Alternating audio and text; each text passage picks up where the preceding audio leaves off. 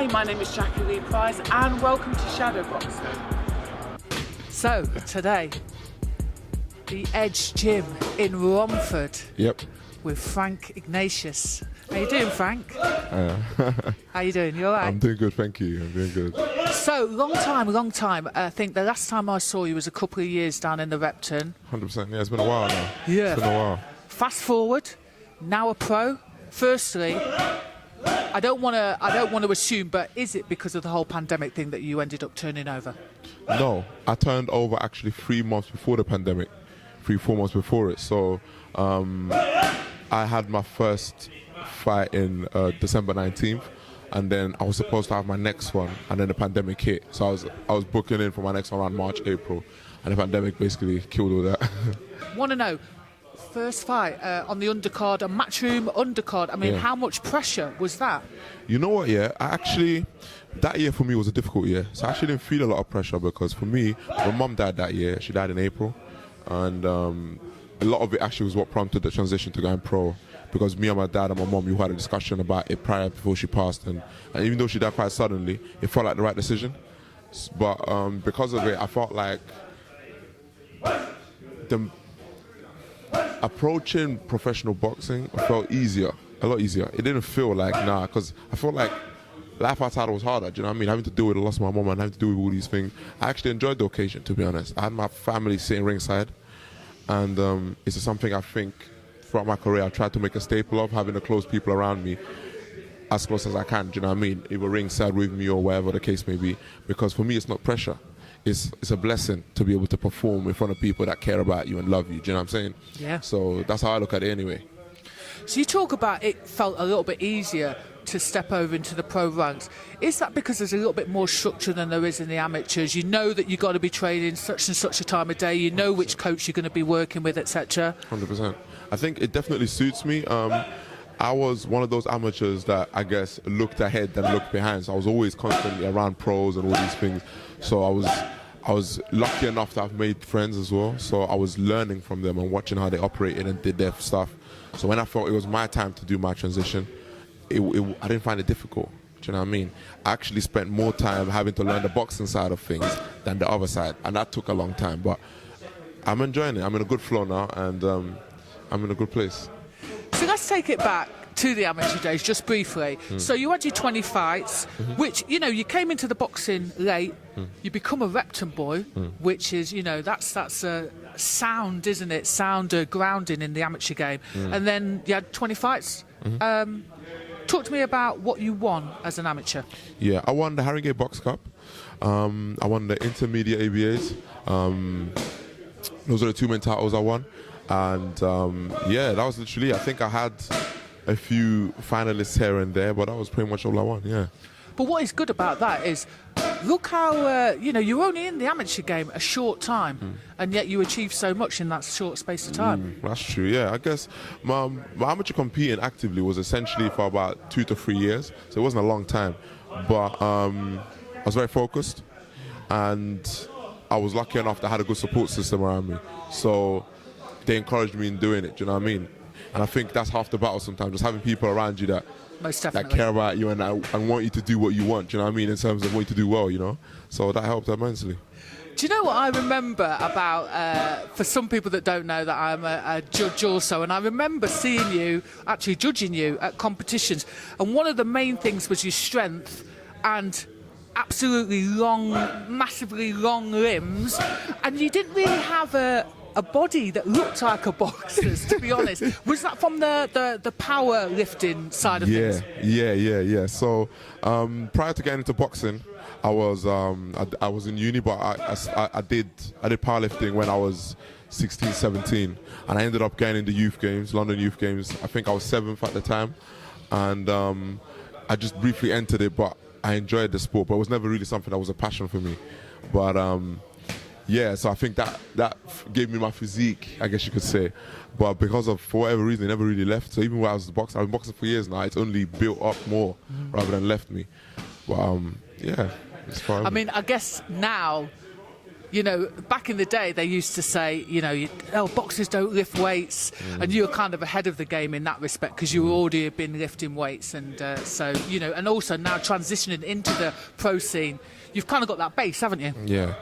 I think it's helped me a lot. I think for me myself, I guess naturally I was always quite muscular, I guess, especially once you go past through puberty, testosterone hits and all these things.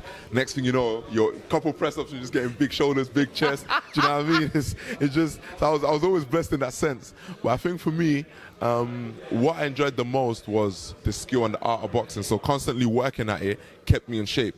Do you know what I mean? It gave me that physique just because I'm always learning, I'm always enjoying it, you know? So yeah, I was blessed in that sense. And so you're talking about, you know, you're always working at your craft. Do you think, you know, you've got this big buzz around you, you turn over pro, and then the pandemic hits. And, you know, listen, everyone was suffering, but what was the positive for you that came out of the pandemic? I think it gave me time to get more schooling. You know, that early amateurs, for me, I think, like I said, because the amateurs was quite a short period, it was almost like I was trying to grab as I went along. For the first time, there was a pause, you know, and I think that's what a lot of kids benefit from when they start early. And I'm getting it. I had that benefit in the pandemic for the first time, and it helped me so much. It was insane because now all you're doing, you don't have to worry about, you're fighting this, you're doing this, and because everything's on pause as well. As an adult, you got other responsibilities, and you got to earn money, you got to do this, but the world's on pause, so there's nothing else much that you can do. Yes. You know, and I was blessed enough that as a professional, I was still allowed to train, I was still allowed to go to the gym, so I was able to utilize it as best as I could, and I think it helped me so much in developing. Honestly, I've been grateful. Do you see it now with hindsight? You know, you get out there like I say, on a fantastic card, you get that KO, you know, you're in the dizzy heights, and then all of a sudden, like I say, pandemic hits, and you're, you know, basically everything's on hold. But do you feel now like, actually, I'm going to be a better fighter as a result of that? Yeah, 100%. I think I'm not just a better fighter, I'm better prepared for the future, do you know? Because I think, especially now, post-pandemic, professional boxing, I think everyone's getting in for this rude awakening where fights are more competitive, you know, market shrink essentially. So we're all now knowing that, you know, there's no easy fights as such, you know? And I think it's hit a lot of people with a shock. But I was blessed enough that I've been able to have this year to prepare myself. I don't think it's been a bad thing. I think a lot of good fighters have that year where they're not necessarily active, or especially early on. You know, one fighter that always springs to mind when I think of is Hopkins. You know, early on took his first loss, had a year out, year plus. You know, and it benefited him immensely going forward. And I think for myself, it's definitely been a blessing. I'm liking that you're studying the olds as well and the greats. I like that. I like that. Do you know what's really lovely about watching you progress from the amateur scene into the pro scene? You know, firstly, like I say, I remember when you first came out, you know, and all these limbs, and then just to see you sort of hone your craft. There's been a lot of people that have come from the amateur scene. They've been hyped up a lot, and then we've seen in the last sort of year or so, unfortunately, when they've come up against a certain level, they fade. 100%. I don't feel pressure on that sense because, like I said, for me, I'm just approaching everything from a standpoint of it's a blessing I'm able to do this, you know. So I don't think anything professional boxing brings me will ever bring pressure. I think for me myself, it's more a thing of, you know, I got to do the best I can and make sure that I do myself justice, you know, and the people that believe in you justice, because it will be unfair to anyone that is supporting me for me not to give it 100%, you know. So from that standpoint is where I'm always trying my best to demand the highest from myself more than anything. But fight itself, I don't feel pressure like that now. That's good. I know that you started in Liverpool. You started your boxing, let's say your boxing journey in Liverpool. Yeah.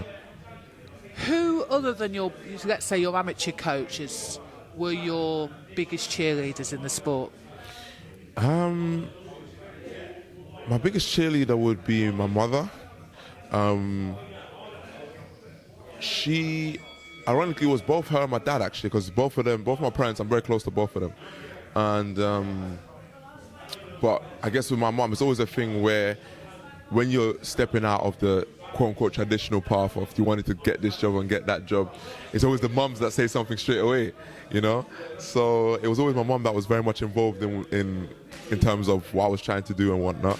So once she got convinced that I could actually do this, she was one of my biggest supporters.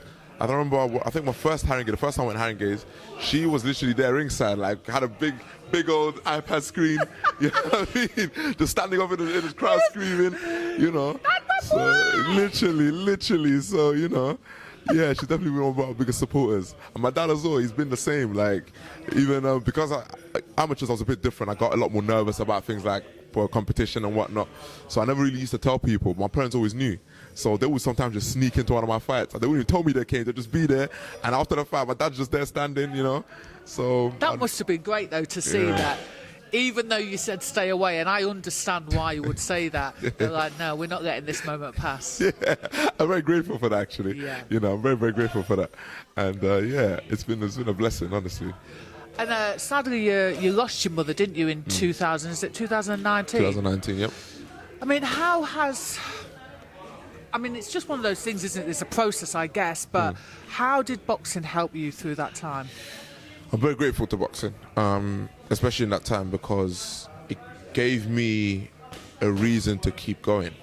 Because at the time it happened, all I was essentially doing was, I was having my coach at the time tell me, oh, you know, come training, and I'll be going gym, and it actually helped me deal with it, you know. And he had arranged sparring, and I was sparring top level fighters at the time, so I was sparring Dubois, sparring a few other guys. So it gave, because I knew I had to be focused, I had to be on job, so to speak. It kind of forced me to keep going rather than just start ruminating on it and thinking on it, you know. And I think there was a brief period when it first happened, I could have slid into depression or something like that, you know, because it was like literally, it's like you're talking to someone today and then an hour later they're gone. Do you know what I mean? And it's very, that type of thing is quite shocking. So I was grateful, very grateful to boxing. Boxing very much your second family, isn't it? 100%. It really is your second family. I mean, at that moment, do you see like who's who's real, who's got your back? It's very true. It's very true. And I think I was very surprised as well. I'm very happy for a lot of the support I got from my people at the time, and you know, my amateur coaches, they were very supportive, you know. And a friend of mine, I shared a gym, a few gym mates came to my mom's ceremony in church and whatnot, and I was very glad that people came and showed me that support, you know.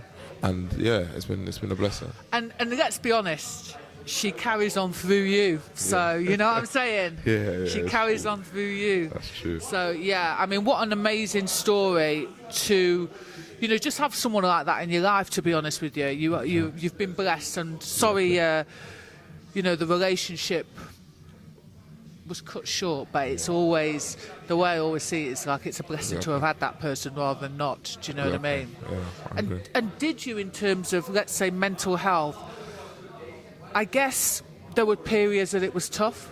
Yeah, for sure. I think grief is something that nothing really prepares you for, you know. When it happens, it's like you think of the world as kind of being unfair. Why did this happen? This shouldn't have happened. Why now? You know? And then because of because I guess like I came to England when I was like 10, 11 years old. So for me, it was kind of a period of, you know, now we're starting to get up on our feet as a family, everyone's getting thing, and then, you know what I mean? And then that makes that whole feeling of unfairness makes it worse, sting harder. But I guess you just, like I said, it was just having people around you that cared enough to keep checking in on you. And for me, being able to box, it helped. You know what I mean? Just because every time I had to still go to the gym, I had to still keep training. And by doing that, it took my mind off things. And then you come back to it and it's not as bad, you know? So it helped for sure. Yeah, 100%. And talking of childhood, how did you end up in Linz, Austria? I mean, just how? It was my parents, you know, it was my parents. I mean, my dad would probably be the best one to tell you it, but left Nigeria in his late 20s, mid-late 20s, came to Austria simply, I guess, trying to find the best opportunity for himself, then brought his wife, my mother, along. And then in the course of things, I was born. And I grew up there. I spent, like I said, I spent my first 10, 11 years there. And when my parents decided to come to England, they just took us along with us. Yeah, it was good. Describe to me what it was like for you as a young man in Linz, Austria. Austria was, at the time, I was born in Linz. So for people that don't know, that's Hitler's hometown. Yeah, so I was the only black kid in school. I was the only black kid in my area growing up. And unless you go to the main city, which is Wien or Vienna over here, you're not going to see a lot of black people. So for me, I was very much a case of a lot of isolation, a lot of, I guess, bullying in that sense, and a lot of discrimination. My parents handled it as best as they could, I think. But when you're in school, your parents aren't there, so you're having to deal with it by yourself. I think it was part of those experiences, and then obviously coming here, and then you're dealing with it again, but differently, because now you have a funny accent when you come here, you know, because you're not the... And I guess not a typical black accent. Exactly. And now it sounds a bit more Londonized, but when I first came, I had a bit of a mix. To be fair. Do you know what I mean? Yeah. But now, when I first came, it had a bit of a, I guess you could say, almost like a Germanic/Nigerian type of accent. Yeah. You know, so people hearing me speak will say, "Where's this kid come from?" And you know what I mean. So yeah, it was a bit. It was difficult in some ways, but at the same time, I think it was character building. Best way to put it. It's made you who you are, and I, there's a part of me that goes, I feel sorry for anyone that gets in the ring with you, because at least you've got that to channel all of that. Exactly. I don't know, all of that. I don't want to call it anger. I don't want to put my labels on it. But whatever that is, someone's getting it. Basically. That's the thing I love about boxing. Basically. I hear a lot. Why do we, as in black people, why do we keep banging on about racism? Can you explain to me, having, you've just spoken a little bit about your childhood, how does it shape you? How does that racism have an effect? What effect does that racism have on you? And is it just something that is just for the time? Or is that something that, lasts a lifetime? I think to make it easy for people to understand, I would see racism almost as a form of bullying. The reason I'm saying that is because the effects are very similar. You're alienated, you feel very much excluded from people, and you feel the sense of otherness. It's something that stays with you. It doesn't really leave or whatever. You're always aware of it because of it.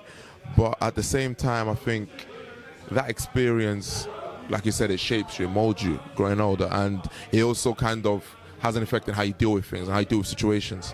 So I think, yeah, it's definitely something that is impactful. So I understand you've been sparring some of the greats, some of the big boys, one being Derek Chisora. I don't mean this as a disrespect, but you're still learning your craft. What does someone like Derek Chisora gain from sparring someone like you? I think from me, what he gains is a young, hungry fighter, because I think sometimes, I guess from his perspective, he gets in a situation where a spar might be routine or whatever. But whenever I'm in the ring with anyone, I'm bringing heat. Do you understand? So I'm sure he benefits from that.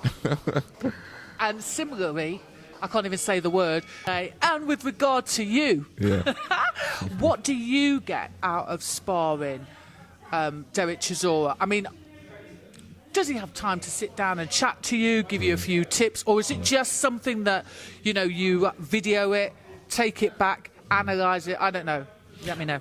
I think when you spar these guys, what it's normally about is also learning from them and how they do things. With Chisora, for example, I was able to see some of the ring craft that he applies on the inside, little things that are not necessarily something you're going to learn from the pads or the bag.